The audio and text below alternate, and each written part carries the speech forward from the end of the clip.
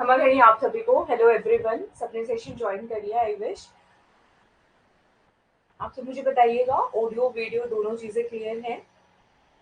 बताइएगा। और आज का टाइम हमने 5 PM रखा है। हेलो तमन्ना, गुड इवनिंग। आज आप लाइव आ पाए हो?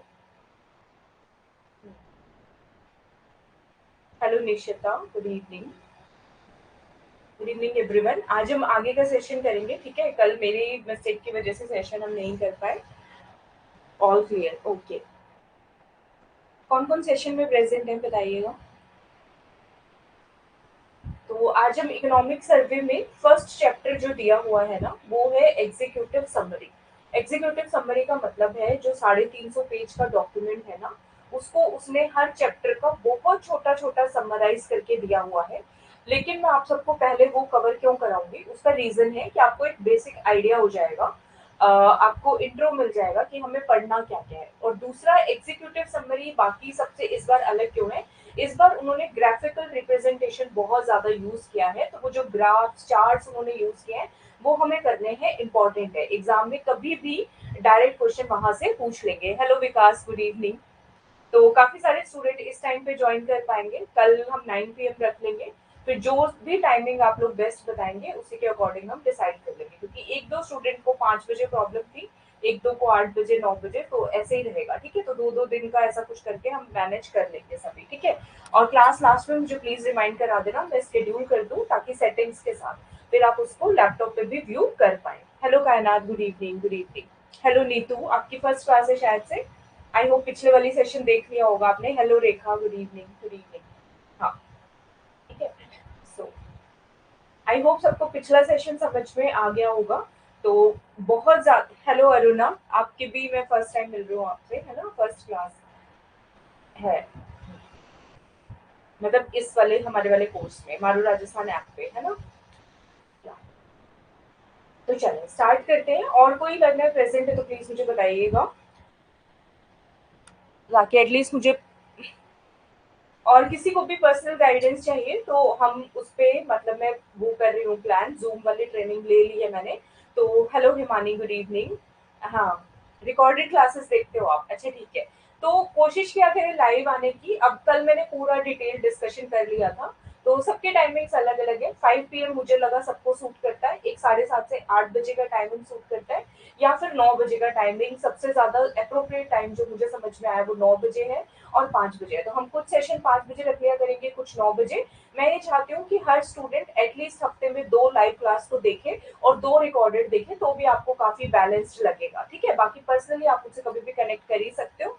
Hello Komal, good evening. Hello Kanika, good evening. हाँ, ठीक है, तो आप मुझसे कभी भी कनेक्ट कर सकते हैं पर्सनली भी, राइट?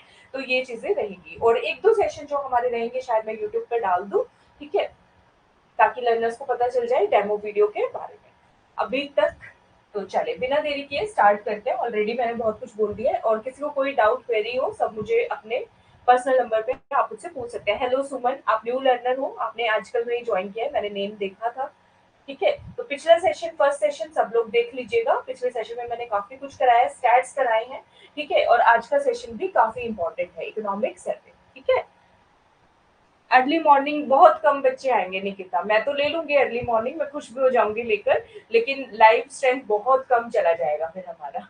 ठीक है, तो वो दिक्कत आएगी। ठीक है, तो अर्ली मॉर्निंग मैंने देखा है ज्यादा लर्नर्स नहीं आ पाते।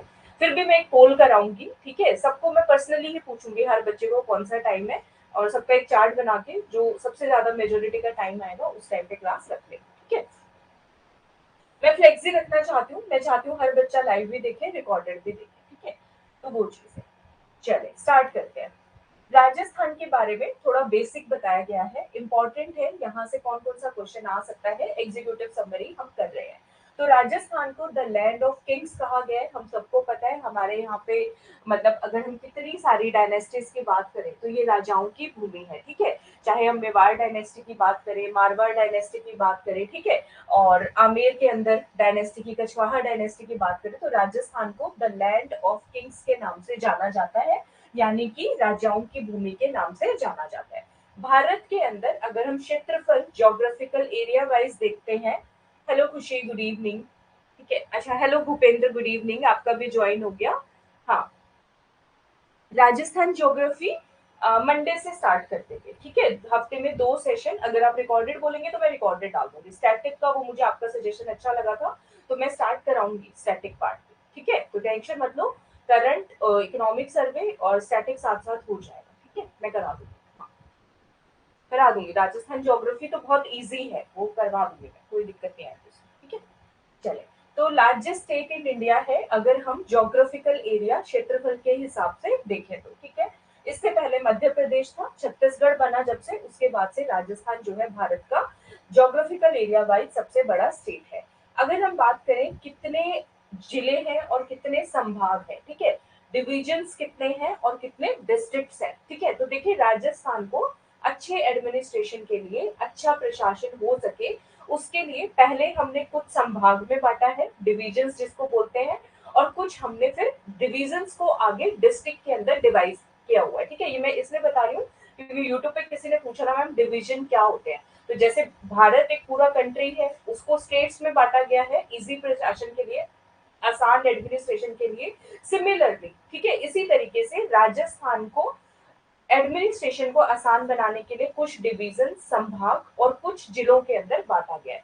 तो पहले जो डेटा था वो ये था, 7 डिवीजन, 7 संभाग है और 33 डिस्ट्रिक्ट है, 33 जिले हैं। अभी लेटेस्ट अपडेट के बाद 3 संभाग और ऐड कर दिए गए हैं, जिसमें बांसवाड़ा है, पाली है, एक और आएगा। तो कुल मिला के 10 डिवीजन हो जाएंगे और 50 डिस्ट्रिक्ट किए गए हैं, ठीक है। अगर आप लोग कहोगे कौन कौन से किए गए, तो इस पर मैं एक छोटा रिकॉर्डेड सेशन आप सबको अपलोड कर दूंगी यहाँ पे, ठीक है। तो वो आपको लेटेस्ट वाला भी क्लियर हो जाएगा, ठीक है। अगर माइंड में क्वेश्चन आता है राजस्थान जीके पुराने जिलों पे आएगा, नयों पे आएगा, तो अब भी कोई चेंज नहीं है, ठीक है, क्योंकि ये जिले बनने में भी टाइम लगता है, ठीक है। नोटिफिकेशन होगा सबका, कौन सा एरिया किसको देना है, कौन सी हेडक्वार्टर किसको आएगा, तो उसके अंदर टाइम लगेगा। तो अभी आपके जो क्वेश्चन है मोस्ट प्रोबेबली जो है वो जो हमारा राजस्थान जीके जो हम पढ़ते चले आ रहे हैं उसी के आधार पे आएंगे। लेकिन हाँ, 50 नए जिले कौन से बने, किससे तोड़ के कौन सा जिला बनाया गया, 10 नए संभाग कौन से बने गए, इस पे क्वेश्चन आएगा। तो मैप वाइज मेरे पास एक वीडियो है, वो मैं आप सबके लिए अपलोड कर दूंगी, ठीक है। ये चीज है। अब ज्योग्राफिकल एरिया कितना है, तो आपको कुछ नहीं याद करना, जैसे 2 3 4 करते हैं ना, देखिए 2 3 4 लिखते हैं, आप इस 2 को पीछे ले जाइए, 3 4 2 इसको हटा देंगे और 3.42 लाख स्क्वायर किलोमीटर, ठीक है। ज्योग्राफिकल एरिया कितना है, 3.42 लाख स्क्वायर किलोमीटर, ठीक है। ये पूरे इंडिया का कितने प्रतिशत बनाता है, 10.41%। बहुत कॉमन क्वेश्चन है, रिपीटेडली कहीं ना कहीं आपसे एग्जाम में पूछा जाएगा, ठीक है। बेसिक से पढ़ा दूं ना मैं आपको, बताइएगा। कुछ को तो ये बहुत आसान सेक्शन हो सकता है, आप सबको पता भी हो, लेकिन मैं कुछ स्टूडेंट्स को ये भी मान रही हूँ बिल्कुल नए हैं, जिनको बिल्कुल भी मतलब राजस्थान जीके का आइडिया नहीं है, जीरो से स्टार्ट करना है या माइनस से स्टार्ट करना है, तो उनके लिए फिर मैंने ये डेटा लिखा है, ठीक है। 3.42 लाख स्क्वायर किलोमीटर, ठीक है, भौगोलिक क्षेत्रफल पूरे इंडिया के क्षेत्रफल का कितना पार्ट बनाता है, लगभग 10.41% बनाता है, ठीक है। 10.41% ये बना रहा है, ठीक है। अब जो है एक डेटा आया है किसका, ministry of health and family welfare government of India का, ठीक है, भारत सरकार के स्वास्थ्य विभाग का, ठीक है। उसने जनसंख्या प्रोजेक्शंस निकाले हैं, पॉपुलेशन प्रोजेक्शन के मुताबिक राजस्थान की जो पॉपुलेशन है वो कितनी है, 8.01 करोड़ है। कितनी है, 8.01 करोड़। तो आपको ये याद रखना है, ये सेंसस 2011 का डेटा नहीं है, उसमें राजस्थान की पॉपुलेशन अलग मिलेगी, क्योंकि वो 2011 के हिसाब से, ठीक है। तो अगर बाय चांस पूछ ले government of health and ministry of health and family welfare government of India के मुताबिक कितना होना चाहिए पॉपुलेशन है राजस्थान का, तो 8.01 करोड़ आएगा, ठीक है। ये चीज याद रख लोगे, तो ये इकोनॉमिक सर्वे में दिया है इसलिए इंपॉर्टेंट हो जाता है, वरना अगर पॉपुलेशन स्टैट्स पे क्वेश्चन आते हैं तो ज्यादातर सेंसस 2011 पे ही आते हैं, और एक क्वेश्चन आपको सेंसस के ऊपर लगभग हर एग्जाम में मिल जाएगा, ठीक है। ये चीज हो गई। तो भारत का अगर हम पूरे इंडिया के स्टेट्स का अंदाजा लगाएं तो उसके हिसाब से क्षेत्रफल में हम नंबर 1 पे हैं, पॉपुलेशन में 7th सबसे ज्यादा पॉपुलेशन वाले स्टेट हैं। कौन से नंबर के, 7th नंबर के, 7वें नंबर पे आते हैं। यहां तक क्लियर है, बताइएगा। यहां तक क्लियर है सबको। तो हमने क्या क्या पॉइंट पढ़ा, लैंड ऑफ किंग्स बोलते हैं, क्षेत्रफल वाइज सबसे बड़ा है, ठीक है। अगर जनसंख्या वाइज देखें तो 7वें नंबर पे आता है। स्वास्थ्य विभाग के द्वारा जो है कितनी जनसंख्या है, करीब करीब 8 करोड़। रैंडमली आपको याद करने हैं। क्षेत्रफल कितना है, 3.42 लाख वर्ग किलोमीटर। भारत के क्षेत्रफल का कितने प्रतिशत हिस्सा बना रहे हैं हम, करीब करीब 10.41%। ये फैक्ट्स क्लियर है सबको, बताइएगा। ठीक है, जब आपको क्लियर होते चले जाए एक स्लाइड तो थम्स अप दे देना मुझे, ठीक है। आगे चलते हैं। अब थोड़ा सा ज्योग्राफी की बात की गई है इकोनॉमिक सर्वे में। अगर हम पूरे भारत का मैप बना के देखेंगे, ठीक है, अगर मैं मान लीजिए यहाँ पे ये बेसिक साइज मैप बना रही हूँ, ठीक है, तो राजस्थान अपना इधर पड़ता है, तो ये इंडिया का कौन सा पार्ट हो गया, उत्तर पश्चिम पार्ट, ठीक है। तो राजस्थान भारत के नॉर्थ वेस्टर्न पार्ट यानी कि उत्तर पश्चिम भाग में स्थित है। एक पॉइंट ये क्लियर हो गया यहाँ पे। दूसरा, अब बॉर्डरिंग स्टेट कौन कौन से हैं, राजस्थान के सीमावर्ती राज्य कौन कौन से हैं, ये याद करना इंपॉर्टेंट है, ठीक है, काफी ज्यादा इंपॉर्टेंट है। तो आपको याद रखना है 5 स्टेट्स हैं। कितने स्टेट्स आएंगे, 5 राज्य हैं जो कि राजस्थान को बॉर्डर करते हैं। कौन कौन से हैं, पंजाब, हरियाणा, यूपी, एमपी और गुजरात। तो कैसे याद करोगे इसको, मैप से याद कीजिएगा। देखो, इसको हम मैप से याद करेंगे। अब ऐसे चलो, राजस्थान के साथ में गुजरात तो सबको पता ही है, गुजरात, इधर आ जाओ, पंजाब, हरियाणा, यूपी, एमपी, ठीक है, ये बॉर्डर है, ठीक है, ये चीज याद कर लोगे। गुजरात याद कर लेना, अभी कर लेना, पंजाब, हरियाणा, यूपी, एमपी, बस आपको 5 जो है राज्य वो राजस्थान को बॉर्डर करते हैं। एक क्वेश्चन यहाँ पे मेन आता है, क्या दिल्ली राजस्थान को बॉर्डर करता है। तो हम सब ना कहीं कंफ्यूजन कर जाते हैं क्योंकि अरावली दिल्ली तक जाती है, ठीक है ना। तो हमें कंफ्यूजन हो जाता है कि क्या दिल्ली बॉर्डर करता है, वन यूटी। तो आपको ये चीज याद रखनी है, दिल्ली जो है राजस्थान का बॉर्डर टच नहीं करता है, ठीक है। तो ये चीज आपको याद रखनी है। देखिए, दिल्ली दूर पड़ेगा, ये राजस्थान का बॉर्डर है और दिल्ली काफी दूर पड़ रहा है, ठीक है। तो ये आपको चीज बिल्कुल याद रखनी है, बहुत अच्छे वाले तरीके से, ठीक है। दिल्ली नहीं करता, कौन कौन से करते हैं, गुजरात, पंजाब, हरियाणा, यूपी, एमपी, ठीक है। इनके साथ कौन कौन से जिले बॉर्डर करते हैं, ये जब मैं राजस्थान ज्योग्राफी का कोर्स कराऊंगी बेसिक, उसमें हम डिटेल में पढ़ेंगे, ठीक है। ये चीज हो गया। तो बॉर्डरिंग स्टेट हो गए हमारे 5। डिस्ट्रिक्ट बड़े हैं, उसमें भी ऐड हो जाएंगे ना, पहले वाली बुक में से करें या नहीं प्रिपेयर करें। अभी राजस्थान जी के पहले वाली ही पढ़नी है एज इट इज, ठीक है। बहुत मतलब क्वेश्चन अगर आएंगे ना एग्जाम में, तो 50 जो मतलब जिले, नए जिले जो बनाए गए हैं, ठीक है, 17 नए जो जिले बने, 3 नए संभाग, उस पे आ सकता है क्वेश्चन, ठीक है। क्योंकि जिले अभी नोटिफाई होने में, वो सारा प्रोसेस होने में टाइम लगेगा। वो जीके चेंज होने में बहुत कम चांसेस है कि आपसे पूछ ले कि कौन सा किस में पड़ता है। अगर ऐसा कुछ आएगा तो वो करंट ओरिएंटेड आएगा, तो करंट में जो भी रिलेवेंट होगा वो मैं आपको कराऊंगी, ठीक है। तो अभी जीके जैसी चल रही है वैसे ही पढ़ो, अभी उसको चेंज होने में बहुत टाइम लगेगा, तब तक आप सबके पेपर हो जाए। क्लियर है ये फैक्ट, ठीक है, ये फैक्ट क्लियर है, यहाँ तक क्लियर हो गया। आगे आ जाइए। उसके बाद राजस्थान सबको पता है इंटरनेशनल बॉर्डर हम शेयर करते हैं, अंतरराष्ट्रीय सीमा किसके साथ बनाते हैं, पाकिस्तान के साथ बनाते हैं, ठीक है। इंटरनेशनल बॉर्डर सबको समझ आ रहा है ना, किसके साथ बना रहे हैं, सबसे मतलब बहुत ज्यादा लंबी ये हम बना रहे हैं किसके साथ, पाकिस्तान के साथ, ठीक है। इंटरनेशनल बॉर्डर, अंतरराष्ट्रीय सीमा, यहाँ क्लियर हो गया। अब क्वेश्चन आता है, काफी इंपॉर्टेंट है, शेप ऑफ राजस्थान कैसा है, ठीक है। शेप ऑफ राजस्थान है रोम्बस जैसा, ठीक है। रोम्बस कैसा होता है, चतुष्कोण, सम चतुर्भुज जैसा आकार का है। अब इसमें सम नहीं आएगा, इसको हिंदी में जब हम लिखेंगे तो मैं बताती हूँ क्या लिखना है। इसको मैं अपडेट कर दूंगी नोट्स के अंदर, अभी मैं आज डालना भूल गई।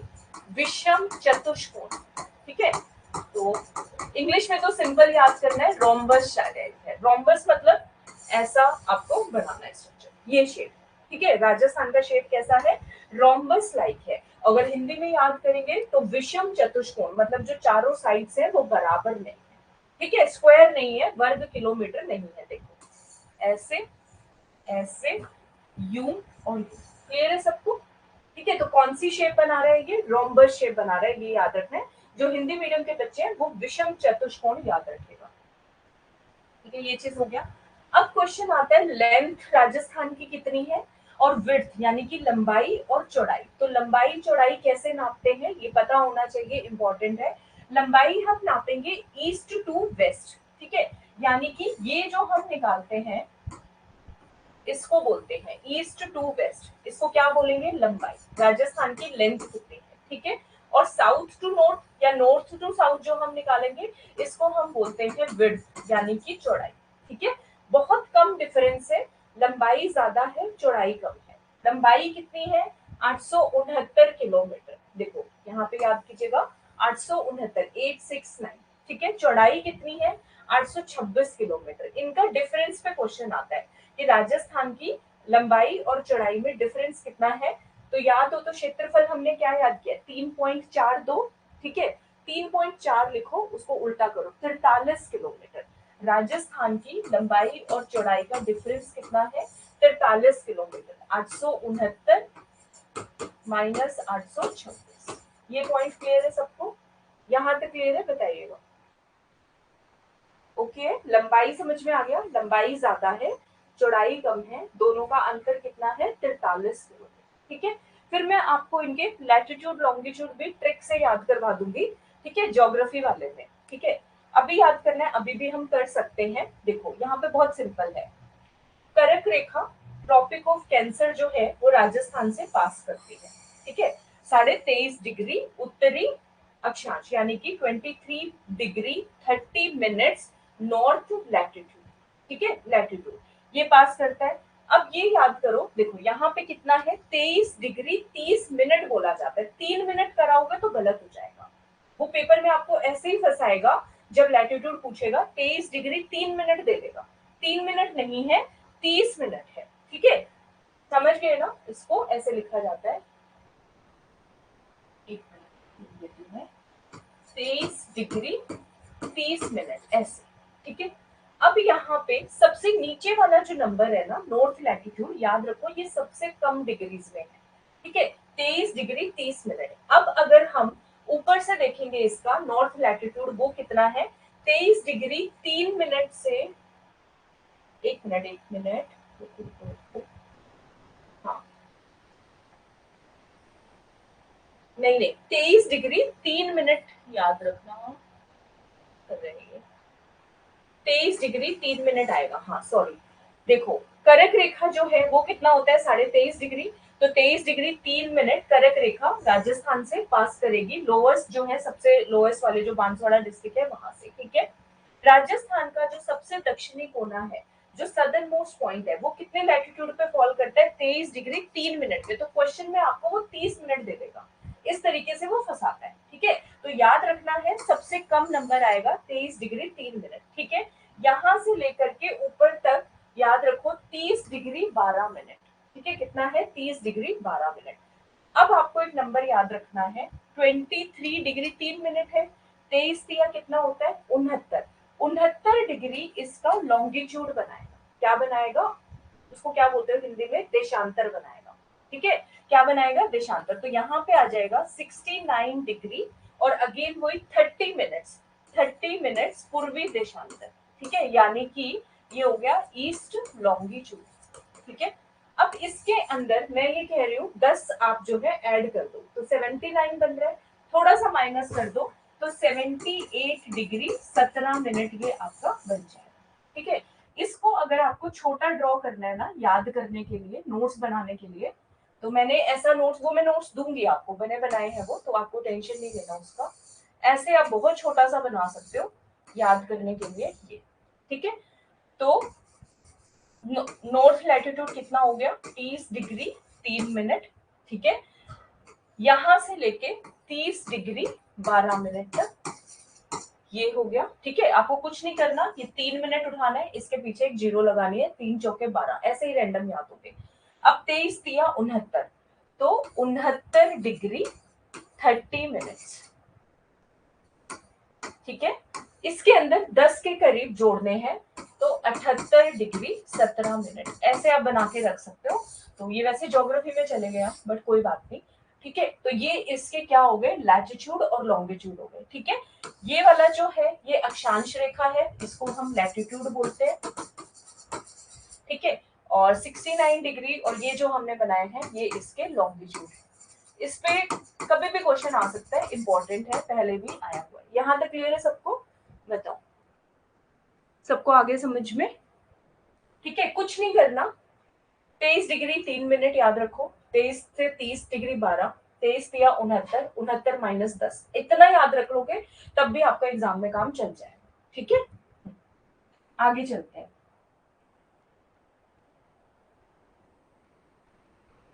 ठीक है, ये सारा हो गया, लंबाई हो गया, चौड़ाई हो गया, ये हमने मैप से समझ भी लिया है। दिल्ली बॉर्डर नहीं करता, ये आपको याद रखना है।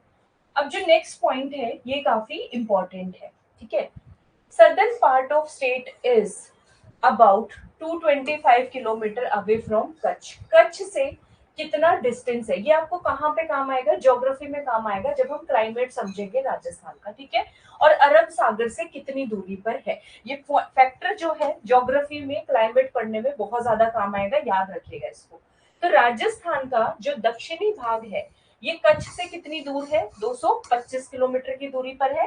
और इधर अरब सागर से अगर हम पूछे कितनी दूरी पे है तो 400 किलोमीटर की दूरी पे है। ये रैंडम फैक्ट है, याद रखना इसको। ठीक है, कच्छ से कितनी? 225, 225। अरब सागर से हम ज्यादा दूर पड़ते हैं, ये चीज याद रखनी है। कितना? 400 किलोमीटर। ठीक है, कैपिटल के ऊपर अभी के लिए तो देखो जयपुर ही मान के रखो। ठीक है, वो उत्तर होगी दक्षिण होगी वो अभी तक कुछ डिसाइडेड नहीं है। तो अभी आपको राजस्थान की हमारी कैपिटल कौन सी है? जयपुर ही मानना है, जिसे हम पिंक सिटी कहते हैं। ठीक है, इंडिया के अंदर राजस्थान का पॉपुलेशन में कौन सा रैंक है? बताइएगा सब लोग, जल्दी से आंसर दो। अभी अभी बताया मैंने, कौन सा रैंक है प्लीज बताइए, जल्दी से टाइप कर दो।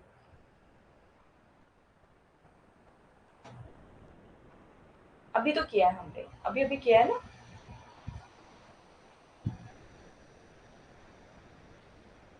देर क्यों लग रही है? देर तो नहीं लगनी चाहिए। हाँ, 7th रैंक है, शाबाश। ठीक है, लेकिन राजस्थान के अंदर सबसे ज्यादा जनसंख्या कहाँ पे है? जयपुर पिंक सिटी हमारी राजधानी के अंदर है।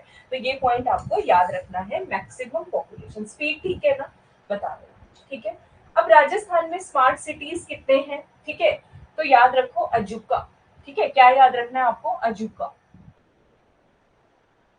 ए जे यू के। ठीक है, या याद रखो सब राजस्थान में आके झुकते हैं, आज झुको प्रणाम करते हैं, देखते हैं ना कितना सुंदर है। तो ए जे से आपको याद हो जाएगा, ए से अजमेर, एक हमारी राजधानी है जयपुर। उदयपुर तो आएगा ही आएगा, क्योंकि उदयपुर का नाम वैसे ही ट्रेवल मैगजीन हो कोई भी हो, सबसे ज्यादा घूमने वाले प्लेसेस में उदयपुर का नाम हमेशा रहता है। और एक आएगा कोटा। कोटा कैसे याद रखोगे? स्टूडेंट सबसे ज्यादा कहाँ पढ़ते हैं? अगर हम लिटरेसी रेट की बात करें, एजुकेशन की बात करें, तो कोटा उसमें काफी अच्छा खासा है, तो उससे याद कर लो कोटा। ठीक है, तो राजस्थान में स्मार्ट सिटी प्रोजेक्ट्स में कितने स्मार्ट सिटीज कवर्ड है? 4। ठीक है, कौन कौन से? अजमेर, जयपुर, उदयपुर और कोटा। सबको याद हो रहा है? ठीक है, सोनाली आ गए हो, श्रेया नहीं आ पाएगी है ना, वो बोल रही थी कि उनका कुछ इश्यू है। तो प्लीज श्रेया आज के लिए रिकॉर्डिंग देख लीजिएगा। ठीक है, हाँ मैनेज कर लेना। सबको समझ आ रहा है जितने भी लर्नर्स बैठे हैं?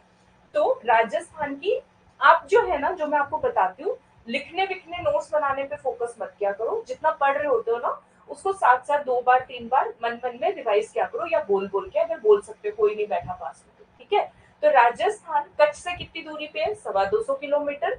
अगर अरब सागर की बात करें तो बहुत दूर है, 400 किलोमीटर। ठीक है, राजधानी जयपुर, सबसे ज्यादा जनसंख्या है राजधानी।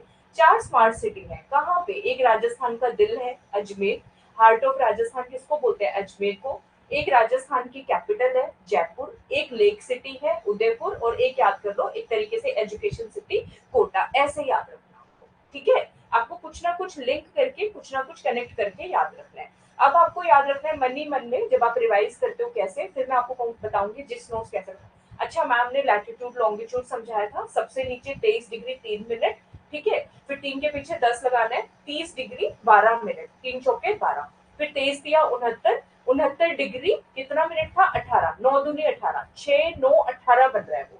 3 दूनी 6, 3 तिया 9, 3 दूनी 18। इधर मैम ने कहा था 10 माइनस कर देना, 78 डिग्री 17 मिनट। ऐसे याद हो जाएंगे आपको, माइंड मैप्स बनाना। ठीक है, उसके बाद जो जिस नोट बनाओगे वो वंडरफुल बनेंगे आपके। ठीक है, चाहे बेशक क्लास के बाद इसको रिवाइज करने के बाद बनाना। ठीक है, चलिए आगे चलते हैं। ठीक है, अब हम भूगोल के हिसाब से देखें, भौगोलिक दृष्टि के हिसाब से देखें, फिजियोग्राफिकली, ये पूरा डिटेल पढ़ाऊंगी मैं आपको, ठीक है, लेकिन हम कवर कर रहे हैं। कई बार क्वेश्चन डायरेक्ट इकोनॉमिक सर्वे से उठते हैं, जस्ट इसलिए। चार मेजर रीजन्स के अंदर डिवाइड किया जा सकता है। फिजियोग्राफिकली अगर हम बात करें, राजस्थान को चार मेजर रीजन्स में डिवाइड किया जा सकता है। आप सबको पता है सबसे पश्चिम में क्या है, जोधपुर जैसलमेर वाला इलाका है, वेस्टर्न डेजर्ट, ठीक है, पश्चिमी मरुस्थल है जो कि बैरन हिल्स है, यहाँ पे रॉकी प्लेन्स है, मतलब चट्टानी वाले मैदानी एरिया, और सैंडी प्लेन, सैंड डून्स, रेत के टीले मिलेंगे आपको मरुस्थल में जब भी जाओगे, है ना, जैसलमेर में। तो पश्चिमी मरुस्थल में बंजल पहाड़ियां, पथरीले मैदान, मैदान कैसे, बड़े बड़े मोटे मोटे पत्थर मिलेंगे आपको यहाँ पे, ठीक है, और रेतीले मैदान, ठीक है। दूसरे पार्ट पे आ जाएंगे तो पहाड़ियां हैं, अरावली है। अरावली की डायरेक्शन पे क्वेश्चन आता है, ये सुपर डुपर इंपॉर्टेंट पॉइंट है, ठीक है। अरावली की डायरेक्शन पूछते हैं राजस्थान में, तो आपको याद रखना है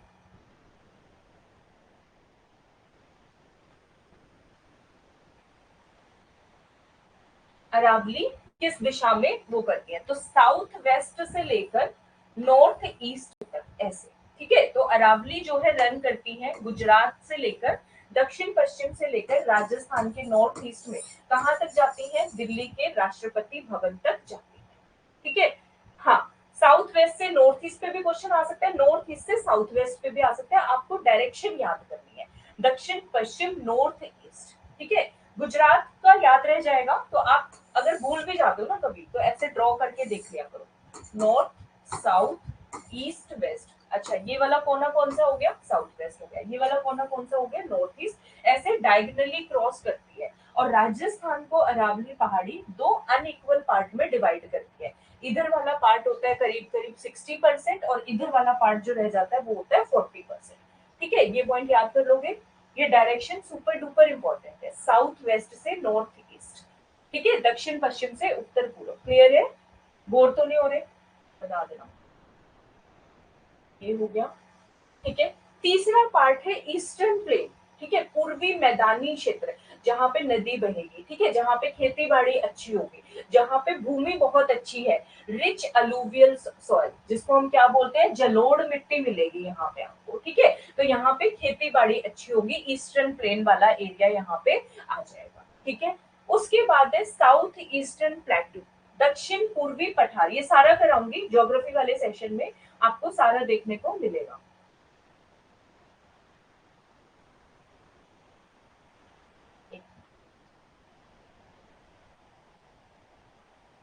अगर हम इसको डिवाइड करने पे आएंगे तो ऐसे ऐसे कुछ बनेगा, ये हो गया डेजर्ट वाला इलाका, ठीक है, और इधर से यू डायगनली अगर हम बांटेंगे तो ये हो जाएगी अरावली, ठीक है।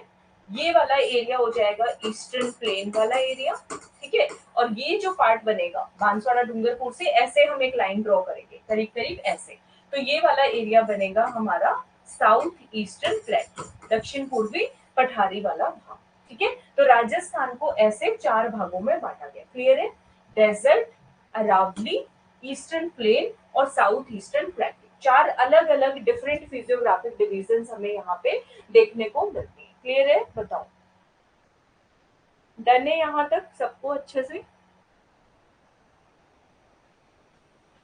आगे चलते हैं फिर।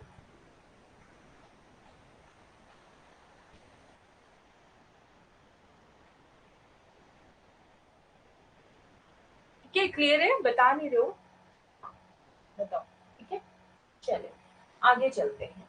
अब राजस्थान के इस बार के इकोनॉमिक सर्वे की खास बात क्या है, इस बार के बजट की 2022-23 का जो इकोनॉमिक सर्वे है उसकी खास बात क्या है, देखो इसमें first topic, first chapter, agriculture and allied activities and irrigation, ठीक है, कृषि, कृषि से संबंधित गतिविधियां और सिंचाई वाला क्षेत्र, इस पे हम पूरा चैप्टर पढ़ेंगे, लेकिन समरी हम देख लेते हैं ताकि आपको एक ओवरव्यू मिल जाए कि एग्रीकल्चर सेक्टर कैसा कैसा होगा पढ़ने, ठीक है।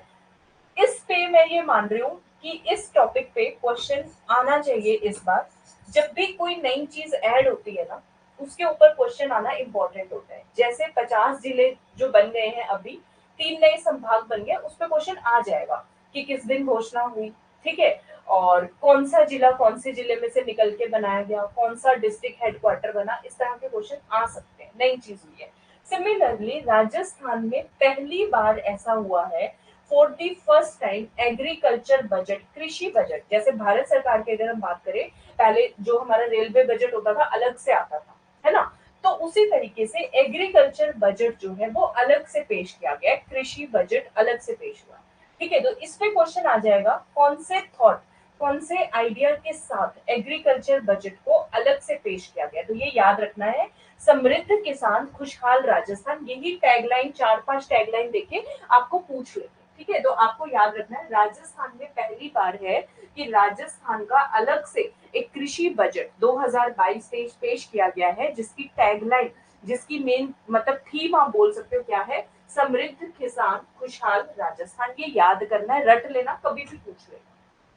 ठीक है, अगला क्वेश्चन जो एग्रीकल्चर बजट पे सुपर डुपर इंपॉर्टेंट आ सकता है कि एग्रीकल्चर बजट नई चीज बनी है, अलग बनी है, इसके अंदर कौन से एरिया को एग्रीकल्चर में भी, ठीक है, कौन से एरिया को कितना बजट एलोकेट हुआ है, जैसे हमने साई याद किया था ना, सर्विस सेक्टर को सबसे ज्यादा, दूसरे नंबर पे एग्रीकल्चर, तीसरे नंबर पे इंडस्ट्री, है ना, सेवा क्षेत्र, औद्योगिक क्षेत्र और कृषि क्षेत्र जैसे हमने याद किया था। सिमिलरली इस पे भी पूछ लेंगे सबसे ज्यादा पैसा गया कहाँ पे, तो आप मुझे सोच के बताओ सबसे ज्यादा पैसा कहाँ पे जा सकता है, सरकार योजनाओं में लगाती है, और योजनाओं में लगाती है या सब्सिडी में जाती है ना, तो एग्रीकल्चर बजट का भी एक बहुत बड़ा हिस्सा कहाँ पे जाएगा, एग्रीकल्चर सब्सिडी में गया है, किसमें गया है, अनुदान में गया है, याद कर लोगे ये वाला पॉइंट, बताइएगा। ठीक है, इनके परसेंटेज भी याद कर लिए, क्वेश्चन आ सकता है यहाँ से।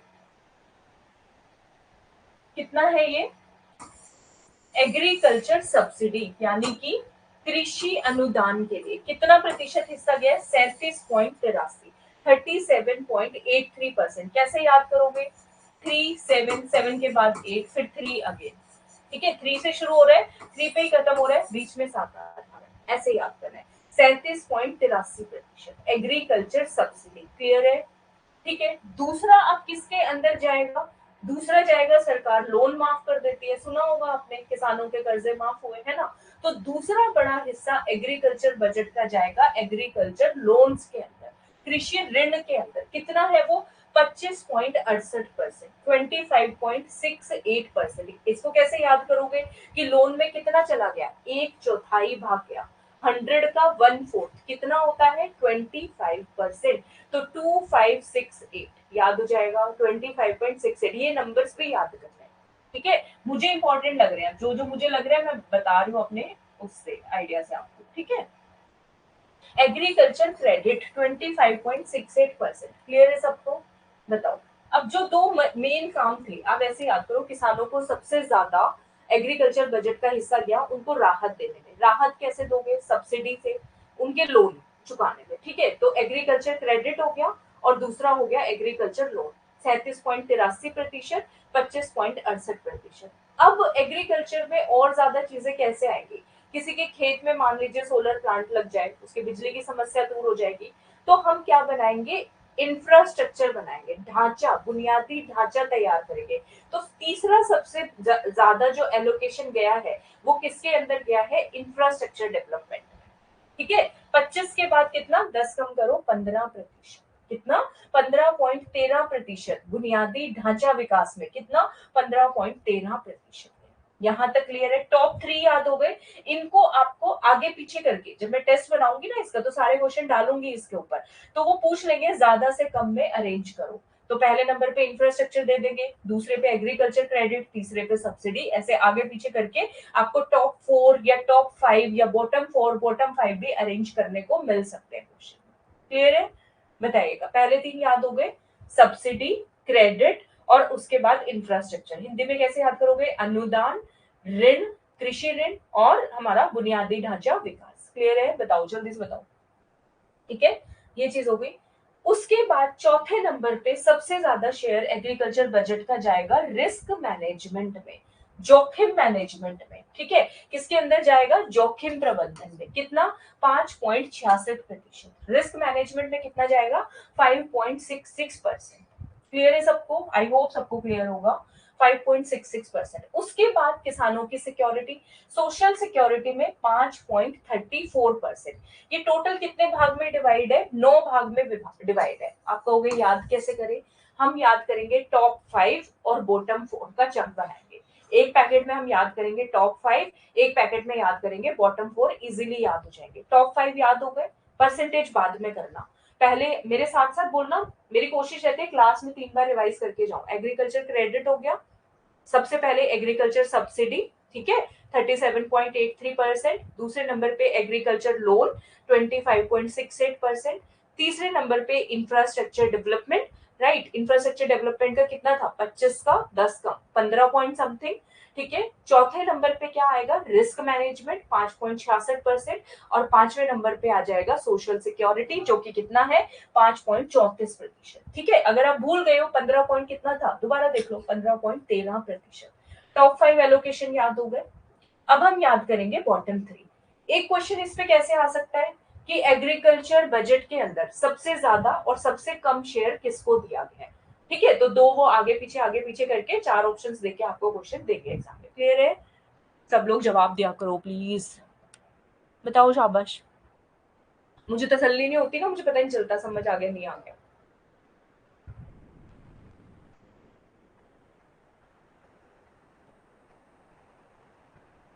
बाकी सब भावना के अलावा?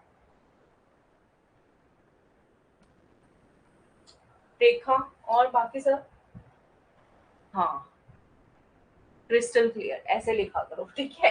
हाँ, चलो अब हम याद करेंगे बॉटम वाले 4। सबसे कम किस में जाएगा? अदर जो एक्टिविटी छुटपुट बच गया ना, उसी में सबसे कम बजट जाएगा। तो याद करो, अदर एग्रो बेस्ड एक्टिविटीज, अन्य कृषि आधारित जो भी प्रक्रिया होगी उसके अंदर जाएगा। कितना है? 1.07%। कितना है? 1.07%। अन्य कृषि आधारित गतिविधियां याद कर लोगे एग्रो बेस्ड एक्टिविटीज में। इससे थोड़ा सा ज्यादा 1.25%। देखो कितना भी बजट और रिसर्च को हमेशा कम ही जाता है, तो रिसर्च का कितना है? लेकिन शुभ काम है, विद्या का काम है, तो 1.25 है। 1.25% जाएगा, ऐसे याद रखना है। कृषि शिक्षा, एग्रीकल्चर एजुकेशन, अनुसंधान, रिसर्च एंड स्किल डेवलपमेंट के अंदर शुभ काम है ना ये, तो 1.25 आएगा, ऐसे आपको याद रखना है। Agriculture education, research and skill development के अंदर कितना जाएगा? 1.25% जाने वाला है, राइट। क्लियर है? फोन बार बार पोर्ट्रेट मोड पर चला जाता है, जो कि डिस्ट्रैक्टिंग है। आप पढ़ाते हो तो समझ आ जाता है। टाइप करने के लिए, पर आपको क्या टाइप करना है पढ़ते वक्त? नीतू समझ आ रहा है? मतलब मुझे समझ नहीं आया क्या कहना चाह रहे हो। आपको टाइप करना क्यों है? पढ़ाई कर रहे हो तो फोन वोन आ जाए बीच में, ऐसा बोल रहे हो? दोबारा से लिखो, मुझे समझ नहीं आया, फिर मैं बताती हूँ इसका सॉल्यूशन, ठीक है। तो ये चीज हो गया। इससे थोड़ा ज्यादा परसेंटेज किसमें जाएगा? एग्रीकल्चर मार्केटिंग तो बहुत जरूरी है। जैसे आपने सुना होगा नैम, एक नेशनल एग्रीकल्चर मार्केट आई थी, किसान सीधा बिना दलाल के मार्केट में जाके अपना सामान बेच पाए, है ना। यस लिखने के लिए अभी मत लिखो बच्चे, साइड में लिखना है तो कॉपी पेन ले लो, मैं एडवाइस करूंगी मत लिखो, क्योंकि लिखने में फिर ध्यान जाएगा। आप जब ये नोट्स रिवाइज कर लो, जितना याद हो, जिस नोट्स बनाने हैं बिना देखे, ठीक है, अभी मत करो कुछ भी। अब वो चला जाता है, ये किससे ठीक होता है? आपके फोन के आइकन पे फ्रंट पेज पे दिखाता है वो पोर्ट्रेट, और दूसरा मोड जो होता है लैंडस्केप, कौन सा होता है पता नहीं, उसमें आप सेटिंग चेंज कर लेना, वहां से हो जाएगा, है ना, वहां से हो जाएगा। ये शायद से वही इश्यू मिलेगा जहां तक मुझे लग रहा है। हम भी कई बार देखते हैं ना मोबाइल पे यूट्यूब या कुछ, तो वो ऐसे एक सेटिंग होगी, उसको कर देना, ठीक है। आपका फीडबैक देने के लिए टाइप करना होता है। अच्छा, तो क्लास के बाद दे देना, बाद में नहीं दे सकते फीडबैक? बीच बीच में भी पूछते हैं, मुझे खुद ही नहीं पता क्लास कैसे चलती है। मैं तो खुद नहीं हूँ। बीच में तो नहीं मांगते होंगे क्लास के बीच में फीडबैक? हाँ? मुझे ही नहीं पता मेरा ही फीडबैक। अगर साथ साथ लिख के पढ़ने की आदत है तो मैं कहूंगी नोटबुक लगा लेना, ठीक है। और मैम आप पूछते हो ना समझ आ रहा है या नहीं? अरे अच्छा। अच्छा अच्छा अच्छा, तो आपका फोन दूसरे मोड में चला जाता है। अच्छा, उसके लिए पता है क्या होगा? वो एक सेटिंग होती है पोर्ट्रेट और लैंडस्केप, मेरे ख्याल से उससे ठीक हो जाएगा। क्या सेटिंग है वो, कुछ भी नहीं पता। हाँ, ये ऐसे फोन ऐसे करोगे ना, स्क्रॉल डाउन पोर्ट्रेट दिखेगा, इस पे क्लिक कर दोगे, ऑटो रोटेट, फिर शायद वो ठीक हो जाता है ऐसा कुछ। वरना कोई नहीं, आप सब फिर बाद में बता देना मुझे, कोई बात नहीं, ठीक है। हाँ, कोई बात नहीं। अच्छा, समझ गई समझ गई। नहीं हो पा रहा, कोई बात नहीं, फिर आप रहने दो, कोई बात नहीं, दिक्कत आ रही है तो बच्चे रहने दो, फिर कोई बात नहीं, मैं समझ जाऊँ, मतलब डाउट हो तो खुद ही पूछ लेना, ठीक है। ओके। राइट राइट, सही है। ठीक है, कोई नहीं सोनाली, अभी के लिए आप रहने दीजिए, ठीक है। एग्रीकल्चर मार्केटिंग में कितना जाएगा, 3.81%, ठीक है, 3.81%। उससे थोड़ा ज्यादा प्रशासनिक गतिविधियों में, एडमिनिस्ट्रेटिव एक्टिविटीज में कितना, यहाँ पे भी करीब करीब 4.25% है, 4.23%। तो हमने बॉटम 4 याद कर लिए, टॉप 5 याद कर लिए, राइट। ऐसे होता ही है, फिर होगा ही, वो रोटेट होना ही होगा। अच्छा, ठीक है, कोई नहीं, आप कंफर्टेबल रहो, खुद से कोई दिक्कत आए तो खुद से ही पूछ लेना, ठीक है। ये याद हो गया होगा ना, आई बिलीव हो गया होगा। एग्रीकल्चर बजट का 2022-23 का, ये मैंने लिख दिया है, मैं यहाँ तो लिख दिया, बना दिया है मैंने आपके लिए, ये रहा, ठीक है। 7 स्टार इम्पोर्टेंट, 7 स्टार दिया है मैंने इसको, इम्पोर्टेंस वाइज यहाँ से क्वेश्चन आ सकता है, ठीक है। 2022-23 का पहला कृषि बजट है राजस्थान का। टैगलाइन क्या है, समृद्ध किसान खुशहाल राजस्थान। पहली बात तो ये याद रखना है। टॉप 5 जिसको सबसे ज्यादा अधिकतम आवंटन दिया गया है, कृषि सब्सिडी, कृषि ऋण, बुनियादी ढांचा, इंफ्रास्ट्रक्चर डेवलपमेंट, रिस्क मैनेजमेंट और सोशल सिक्योरिटी, सामाजिक सुरक्षा, ठीक है। बॉटम 4 कौन कौन से हैं, सबसे पहले अदर एक्टिविटीज में आएगा, अदर कृषि आधारित जो भी उद्योग है उसके अंदर कितना, 1.07%, ठीक है। फिर अनुसंधान, रिसर्च, एजुकेशन 1.25%, 1.25%। एग्रीकल्चर मार्केटिंग 3.81%, ठीक है। एडमिनिस्ट्रेटिव एक्टिविटी 4.23%, याद हो जाएगा, ठीक है। आई होप हो जाएगा, अब नहीं पूछती मैं, ठीक है। चले आगे देखते हैं। अच्छा, अब ज्योग्राफी के एरिया से उसने ये बताया कि जो मॉनसून वाला पीरियड होता है राजस्थान का, लगभग लगभग 1 जून से 30 सितंबर 2022 में, पिछले साल कितनी बारिश हुई, ठीक है। तो 594.20 मिलीमीटर, सेंटीमीटर में निकालोगे तो ये 59.42 सेंटीमीटर आ जाएगा, ठीक है। कितना आ जाएगा, 59.42 सेंटीमीटर, ठीक है। और मिलीमीटर में पूछे तो एक डेसिमल आपको और आगे करना होता है, 594.20 मिलीमीटर, जो कि राजस्थान में जो नॉर्मल बारिश होती है करीब करीब 430.80 मिलीमीटर, ठीक है। उससे कितने प्रतिशत ज्यादा है, वो ये क्वेश्चन पूछ सकता है, इस परसेंटेज पे पूछ सकता है। तो 37.93%, ठीक है। जब भी हम ये याद कर रहे हो, अच्छा राजस्थान में 2022 में जून से सितंबर तक 37.93% बारिश ज्यादा हुई है, तो आपको माइंड में स्ट्राइक करना चाहिए ऐसा कुछ नंबर पहले भी याद किया है ना, 37.83% याद किया है, जो कि एग्रीकल्चर बजट का सबसे ज्यादा हिस्सा है, किसमें जाएगा, एग्रीकल्चर सब्सिडी में, कृषि अनुदान के अंदर। तो आप ऐसे लिंक करके याद रखोगे, आपको ज्यादा याद होगा। और हमारी कृषि किस पे आधारित है, बारिश पे आधारित है, तो ये फैक्ट किससे रिलेटेड है, राजस्थान में होने वाली रेनफॉल से रिलेटेड, याद रह जाएगा, ऐसे हमको याद है, ठीक है। ये चीज हो गया। अब जो है ये बता रहा है, जीएसबीए जो हमने फैक्ट पढ़ा था, उसके अंदर एग्रीकल्चर और अलाइड सेक्टर का कांस्टेंट प्राइस पे भी, करंट प्राइस पे भी, स्थिर मूल्य पे भी, प्रचलित मूल्य पे भी, वो ये कह रहे हैं लगातार बढ़ रहा है, ठीक है, कांस्टेंट इंक्रीज है।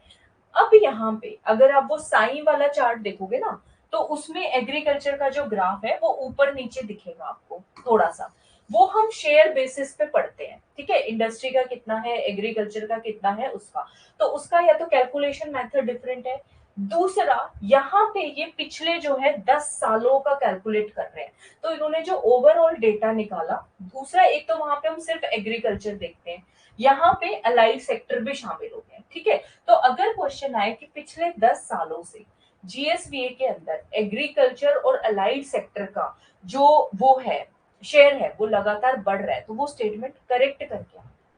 समझ के बाद अगर वो पिछले 3 सालों का पूछ रहा है तो हम उस चार्ट के बेसिस पे आंसर देंगे। ये पॉइंट आपको ध्यान रखना, राइट? क्लियर है? हाँ, याद रह जाएगा, बताओ, शाबाश।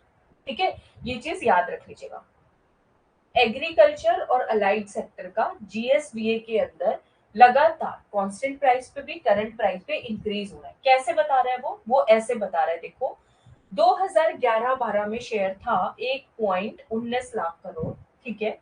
2022-23 में हो गया 2.09 लाख करोड़, ठीक है। अब यहाँ पे जो इन्होंने ग्रोथ भी निकाली है ना, एनुअल ग्रोथ रेट कंपाउंड निकाली है, जो चक्र वृद्धि दर होती है वैसा इन्होंने कैलकुलेट किया है, ठीक है। तो हर साल मतलब कितना कितना थोड़ा थोड़ा बढ़ता जा रहा है, तो हर साल वो कितने की ग्रोथ दिखा रहा है, लगभग लगभग 5.24% की। कौन से प्राइस पे? कांस्टेंट प्राइस पे। तो मुझे जहां तक लगता है ये वैल्यू तो शायद नहीं पूछे, 1.19 लाख करोड़ हो गया कि 2.09 लाख, ये परसेंटेज जरूर पूछ सकते हैं, इसलिए मैंने इसको बोल्ड कर दिया, ठीक है। 5.24% की compound annual growth rate, CAGR, जिसको क्या बोलते हैं हम लोग, चक्र वृद्धि वार्षिक वृद्धि दर, हर साल थोड़ा थोड़ा करके कितना बढ़ रहा है, ऐसे, राइट? याद कर लोगे, ठीक है। कितना? 5.24%। पाव पाव 25 होता है ना, 5 5 25, बस उतना ही है, एक ही कम करना है पॉइंट, 5.24%, ठीक है। करंट प्राइस पे कितने प्रतिशत का ग्रो हुआ है? करंट प्राइस पे तो बहुत आसान नंबर है, 11.11% का CAGR इसने दिखाया है, चक्र वृद्धि वार्षिक वृद्धि दर, ठीक है। जो कि 11-12 में था 1.19 लाख करोड़, और 22-23 में हो गया 3.79 लाख करोड़, ठीक है। तो इतने नंबर नहीं याद रखे, लेकिन परसेंटेज जरूर याद कर लीजिए। 11.11% का CAGR इसने दिखाया। क्लियर है? याद हो जाएगा। जीएसवीए के अंदर फिर से करते हैं, एग्रीकल्चर और अलाइड सेक्टर का, ठीक है। वो ये कह रहा है पिछले 10 सालों में शेयर जो है कॉन्स्टेंटली इंक्रीज कर रहा है, धीरे धीरे धीरे धीरे बढ़ रहा है, ठीक है। कांस्टेंट प्राइस के ऊपर अगर हम देखें तो हर साल इसने कितने का CAGR दिखाया? 5.24%, ठीक है। अगर हम कहें करंट प्राइस पे कितने का दिखाया है, तो नंबर बहुत आसान है, 11.11%, एटलीस्ट इतना याद रखना, 11.11%, राइट? क्लियर है सबको? ये आदत आपको डालनी पड़ेगी, मैं पूछे बिना रह नहीं सकती, ठीक है। आप जवाब देना, नहीं देना चलेगा मुझे, ठीक है।